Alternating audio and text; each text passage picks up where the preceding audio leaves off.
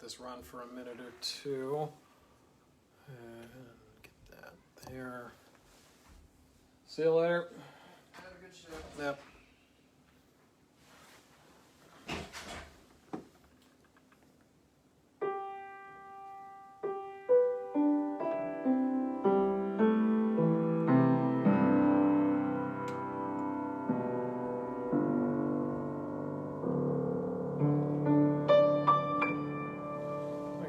Watchers, 5. That was pretty quick. I'm going to let this run for just one more second. I'll just see. How's everybody doing? Thanks for joining me. It is too nice out to watch something like this, but we're all a little lazier. We're all a little more afraid, so that's why the indoor thing is working out. So. It's a pretty good start. So I'll just get started here. So when I think of summer, I think fun. When I think of music for the summer, I think of fun music or feel-good music, and that means a lot of different things to a lot of different people. If I'm like driving in my car, usually I put on like alt rock from the 80s and 90s, either like post-punk and new wave or like college rock or something like that. But in terms of classical music, I tend to think of stuff that's upbeat and seasonal to a certain extent, and you know that doesn't. It's not trying to bring you down too much. And I thought of British art songs for that from the Golden Age. The Golden Age being the big renaissance of British composition after the Edward Elgar kind of reestablished England as a country that could create really great classical music. And in the years from like the mid-1900s through the 1940s, there was an era of what I call pastoralist composers. So this was the generation that birthed Benjamin Britten when he was really young, but there were people like Frank Bridge, John Ireland, Peter Warlock, Roger Quilter to a lesser extent, who became really big names, and there were a lot of songs written during this time. Many of these composers were collecting folk music from the English countryside, partially because that tradition was dying, and also because resetting tunes like that and figuring out how to deal with them allowed them to find all these new approaches to composition in their own way. One of the guys who did collect folk music was Ernest John Moeran, who was part British and part Irish, and he drew from both traditions in his own music for settings and for literal note material quite freely. And some of his pieces are still very well remembered. He wrote a big 35-40-minute symphony, which is wonderful. It's been recorded a few times. I posted a sinfonietta that he wrote, which is wonderful. He wrote a big oboe chamber piece, which is still recorded a few times. His piano music has been recorded a couple of times. And he also collected a bunch of folk songs and reset them. And those have been recorded a few times as well. But his art songs written, that's completely original music written by him to poems, have been almost totally forgotten. There is a CD set that you can get if you have the cash, but I did listen to it a long time ago and I wasn't really super crazy about it, but that recorded everything. And it seems really odd that he's been kind of left out of the art song tradition for English composers, and there's no good reason for this. He didn't write music that was really inaccessible.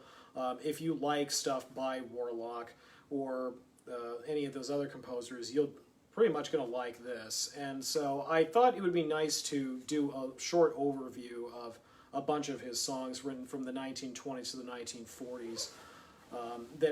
And it's not a super long program. I think it's under an hour, and it also has a kind of arc to it, which I thought, let's follow summer. So it starts, if you listen to the words, and they're all in English, so hopefully you'll be able to understand them, but it starts out in May and then ends in autumn sometime.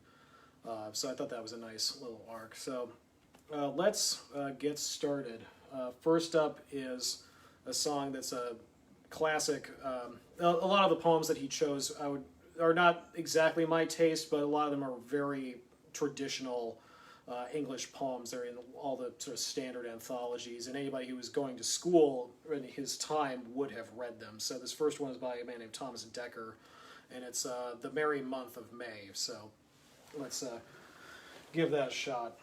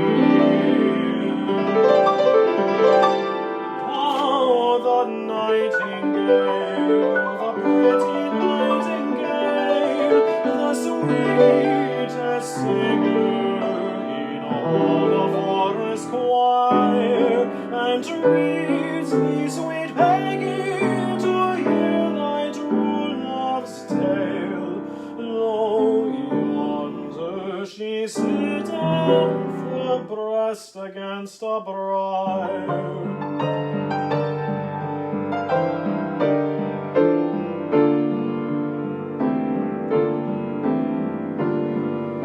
But oh, I spy the cuckoo, the cuckoo, the cuckoo. See where she sitteth, come away, my joy. Come away, I prithee. I do not like the cuckoo should sing where my Peggy and I kiss and toy. Oh, the month of May, the merry month of May, so frolic, so gay, and so green, so green, so green.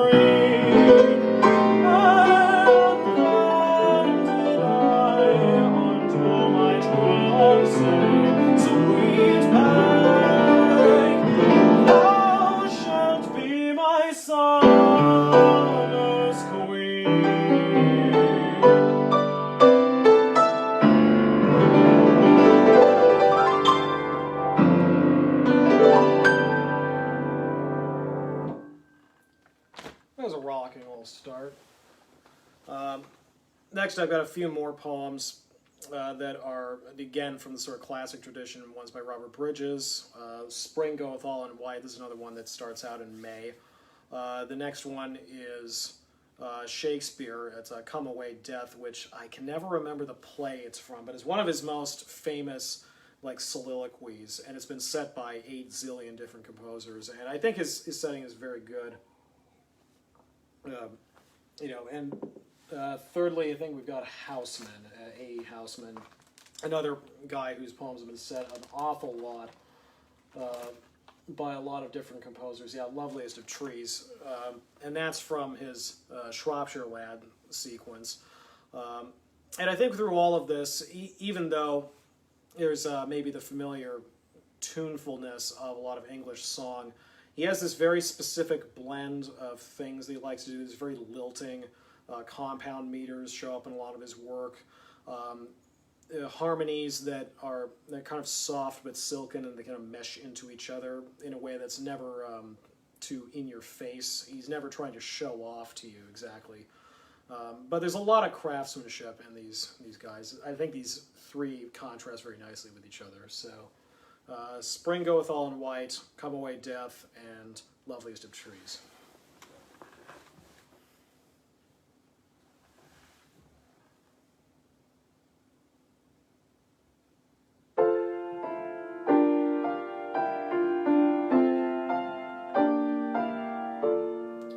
Spring goeth all in white,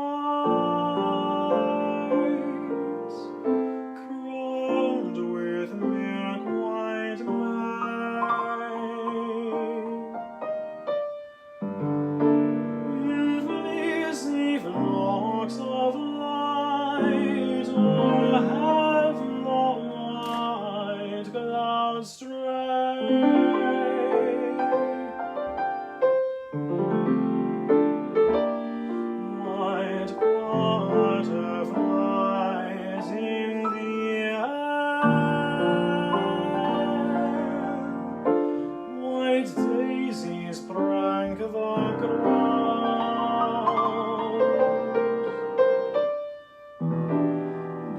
cherry and hoary pears scattered there's no around.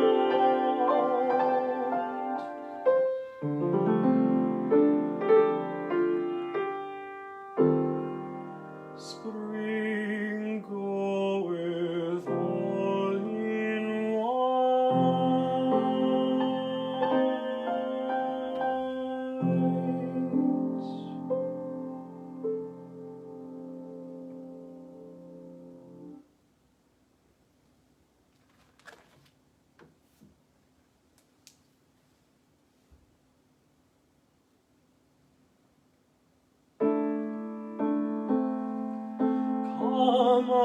come away, death, and in that cypress let me be laid. Fly away, breath, I am slain by a fair cruel maid. My shroud of light stuck all with you. Oh, prepare it.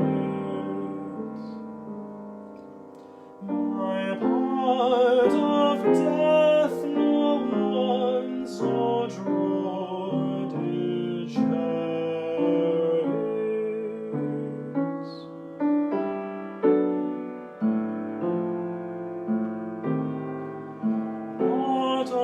Not of now, sweet, on my black coffin let them be strewn. Not a friend greet my poor corpse where my bones shall be thrown. A thousand eyes to save.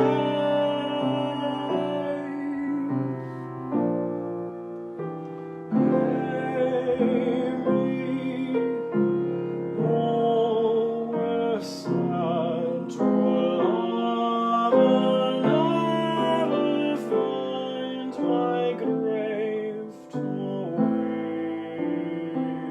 weep there.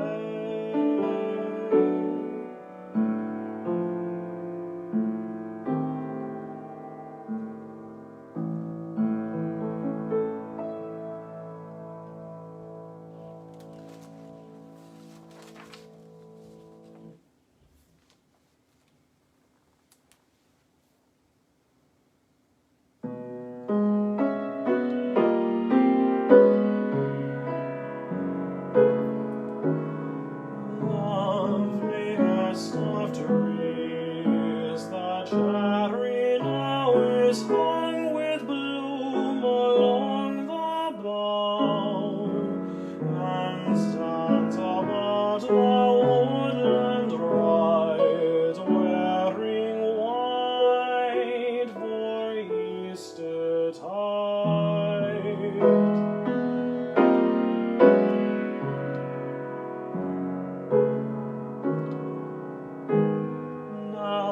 Of my 80 years and 20 will not come again, and take from 70 springs a score, it only leaves me 50 more.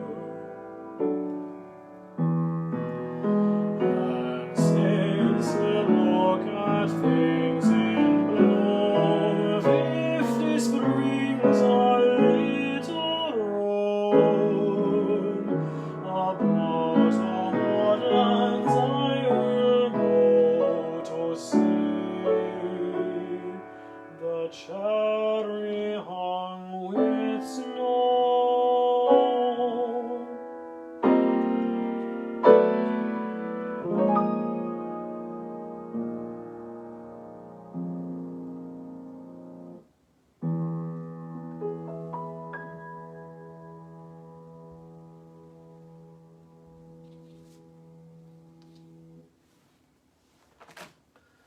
Those are really nice, I think. But the next thing I'm going to do is what introduced me to Moeran in the first place, or at least to his songs. It's a set of 7 songs by James Joyce, poems from his 36-song sequence, Chamber Music, which is a narrative poem cycle that's about a romance that starts out fine and then gets worse and worse until it's totally gone. It's a really moving set of poems, and it's before he really went whole hog on modernist stuff, so you're not going to hear any invented words in here or things that sound like they're puns stacked on top of each other or refer to the history of Irish literature through the 17th century, whatever else he was doing in Ulysses and Finnegan's Wake. If you're interested in that, he does have a poem set called Poems Penny Each from the mid-20s, which is good, but this is the earlier stuff. And these poems have been set a lot by a lot of people. I think Rosefrail Finney, the American composer, actually set all 36 in an hour-long cycle, but this is just 7 of them, and I've seen a few of these set before.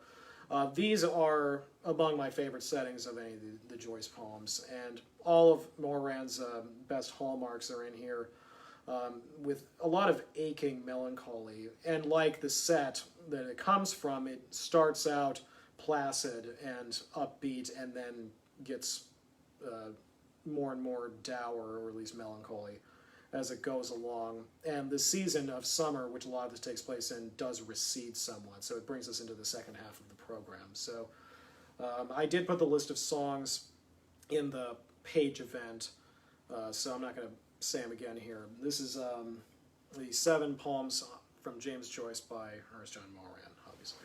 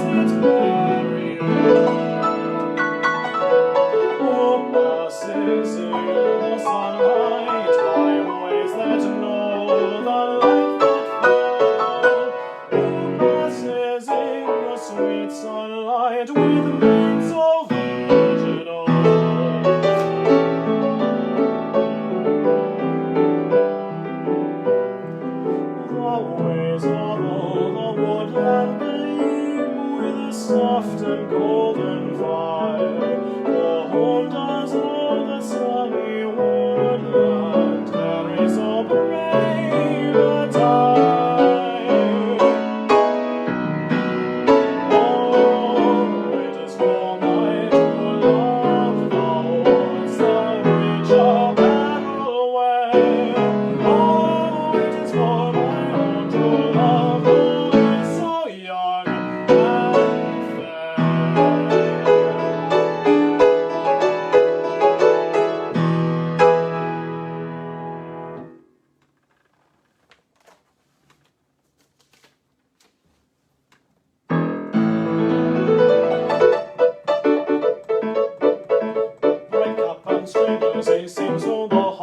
come follow, all you that love.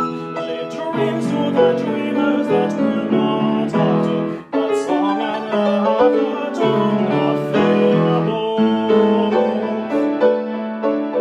With ribbons streaming, he sings to the boulder, a troop by his shoulder, the wild bees come, and the time of dreaming dreams his lover and lover to lover, sweetheart, I come.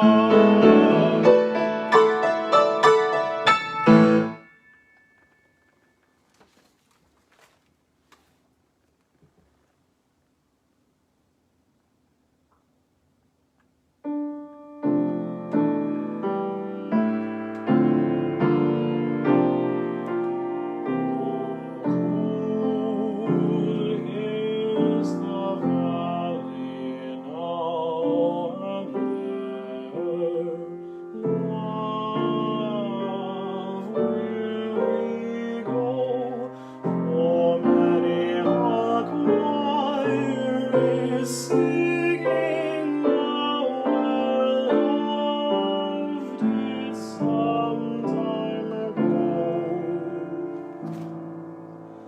and hear you not the thrushes calling us away. Oh, cool and pleasant is the valley, and thy love will we stay.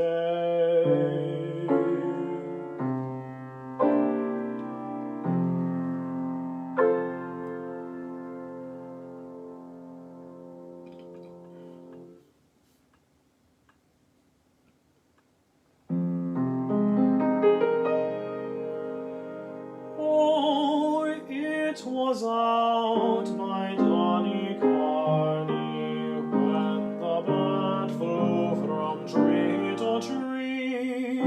My love and I did walk together, and sweet were the words she sang to me.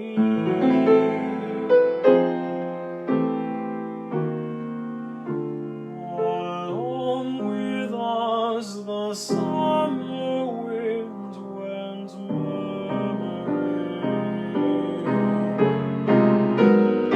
Oh, happily, but softer than the breath of summer was the kiss she gave to me.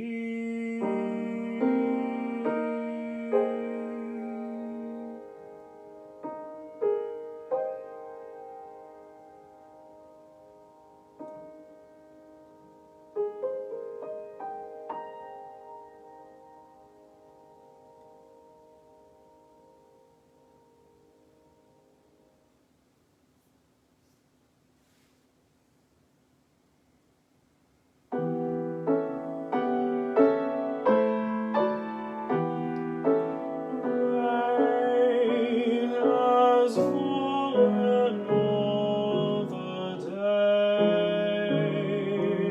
Oh, come among the laden trees. The leaves lie thick upon the way of memories.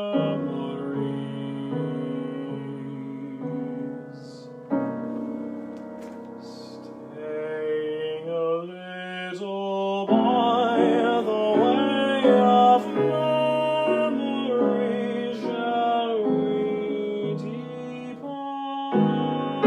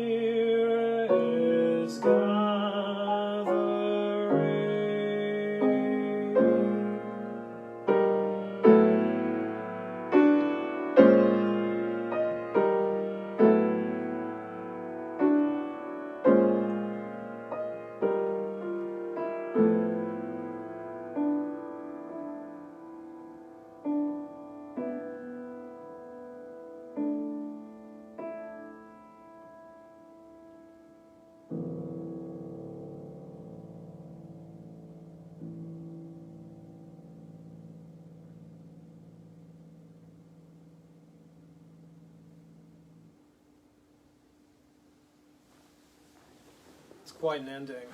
Really echoes the very low and uncertain note that the poems end on. And that's not the last poem in the set, but it's a very good ending for this sort of condensed version.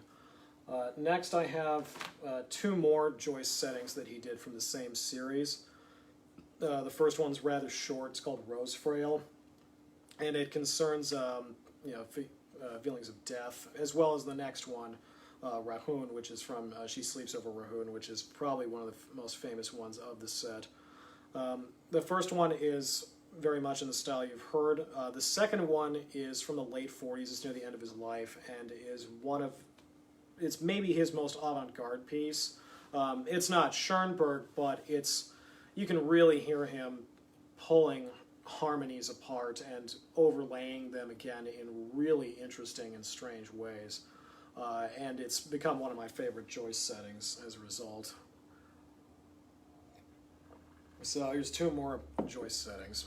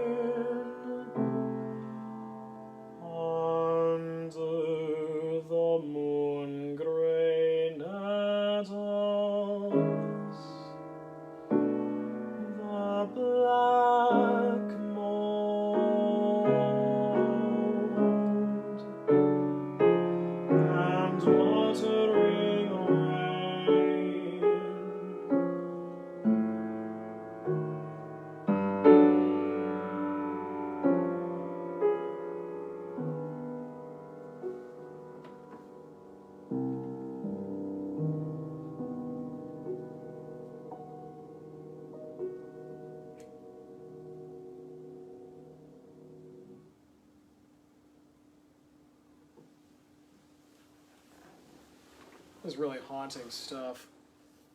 And there's no other piece that goes that far with harmonies or sort of strange and drama. But that's the kind of stuff I like finding in art songs. This is a pretty short recital. I think part of it's an apology for those who sat through and hopefully enjoyed when I did for Benita Marcus, the Morton Feldman piece, which is 72 minutes without a break. So this is clocking in at more like a half hour or so. But that's okay. It's a nice summer evening. You shall go enjoy yourselves. I'm going to finish now with a song called Invitation in Autumn, if I can find the first page. This is from a Seamus O'Sullivan poem, so like Joyce, Moeran was getting back to his Irish roots. And this is a really glorious and sort of cornucopia of different songs, ideas, and moods, and it brings out sort of the best seasonal effects of autumn, and we're nowhere near that, so you can imagine just through this what it'll be like. There's a lot of really nice depictions in the words and in the music of color and temperature, and it's a really lovely song. So thank you for tuning in. This maybe is shorter than you thought, but it's good. It's good to have, and just something. You didn't have to drive anywhere, so it's nice to have a short concert every once in a while. So thanks for watching Ernest John Moeran songs. I hope you go out and try to find more of his music. If you want to go on YouTube, you can just try the ones that I gave, the links, and then it'll lead you to more. He's really worth looking into, as is pretty much all of his contemporaries. So thanks so much, and here's Invitation in Autumn.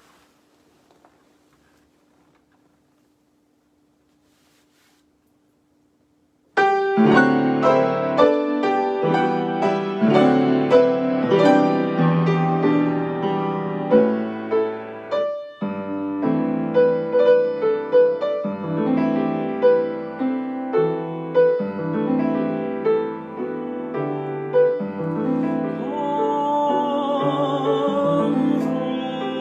friend,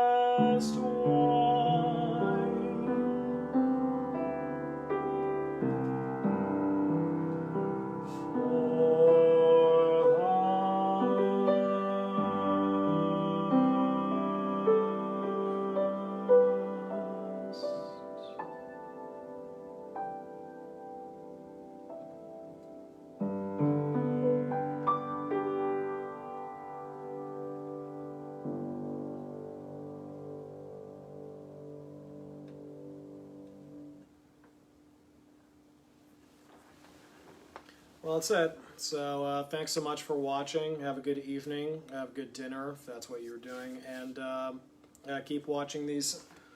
I'll be updating pretty soon with whatever the next one will be. I'm not sure what it is next. So thanks and good night.